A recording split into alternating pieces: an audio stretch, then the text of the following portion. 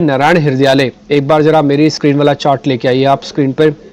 आपको थोड़ा आइडिया लग जाएगा कि क्यों मैं नारायण हृदयालय के बारे में जिक्र कर रहा हूं, क्यों मैं बात कर रहा हूं। आप देखेंगे ये इसका मैंने डेली चार्ट ड्रॉ किया हुआ है, सेम पैटर्न है, स्ट्रॉन्ग बेस इसके पास है, शेयर चलने के लिए तैयार है।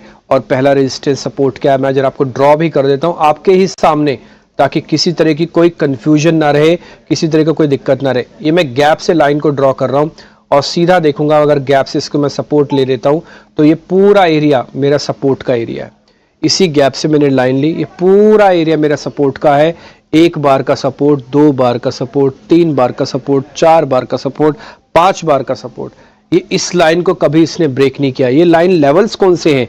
ये लेवल्स के लाइन है 1150 से लेके 1165। तो ये तो हो गया हमारा बेस। शेयर कितने पे ट्रेड कर रहा है? शेयर कर रहा है 1275 पे।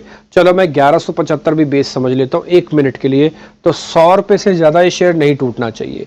ये कब से मैं आपको बता रहा हूं? ये 2024 से पहले से आपको बता रहा हूं मैं।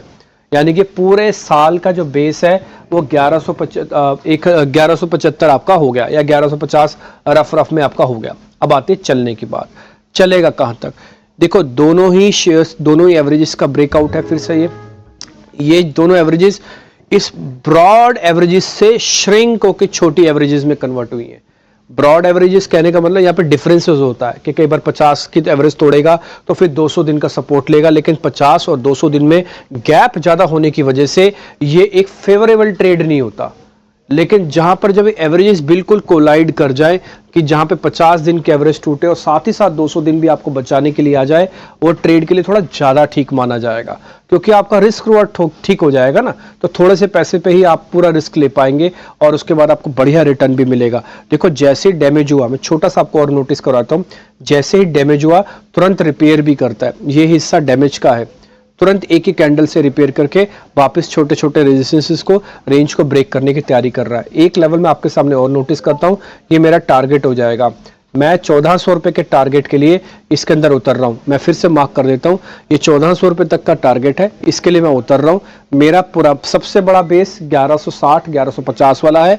मैं इमीडिएट रखूंगा 1240 और रखूंगा 1200। तो मैं छोटा डिप का भी ले सकता हूं, मैं यहां से भी ले सकता हूं। और ये मेरी अपनी कैलकुलेशन जो मैंने आपके सामने रखी, इसको ऑथेंटिकेट करवा लेते हैं आज के मेहमान से। अवनी भट्ट जरा बताइएगा, अगर हमारी कैलकुलेशन कहीं भी गलत है तो उसको जरा ठीक कीजिए और इस शेयर के बारे में बताइए। नारायण हृदयालय NH लिखेंगे, आ जाएगा। जी मेरे हिसाब से आपने जो बताया बिल्कुल सही है, और ये अभी अप ट्रेंड रिज्यूम करने के तगार पे है। और जो मूविंग एवरेजेस के कन्वर्जेंस की बात कर रहे हैं वो बहुत एक अच्छी बात है। जो शॉर्ट टर्म मूविंग एवरेजेस ने क्रॉस ओवर दिया है ऑलरेडी, 10 दिन का मूविंग एवरेज, 20 दिन का मूविंग एवरेज 50 के ऊपर निकल चुका है। तो मेरे हिसाब से ये आगे जाकर के भी कंटिन्यू रहेगा। और अभी यहाँ से तो सपोर्ट भी 1245 का ही बनता है। तो even short term trading point of view से भी 1245 के स्टॉप लॉस से आप इसमें खरीदारी कर सकते हैं। ऊपर मिनिमम इसका टारगेट बनता है 1340 तक का।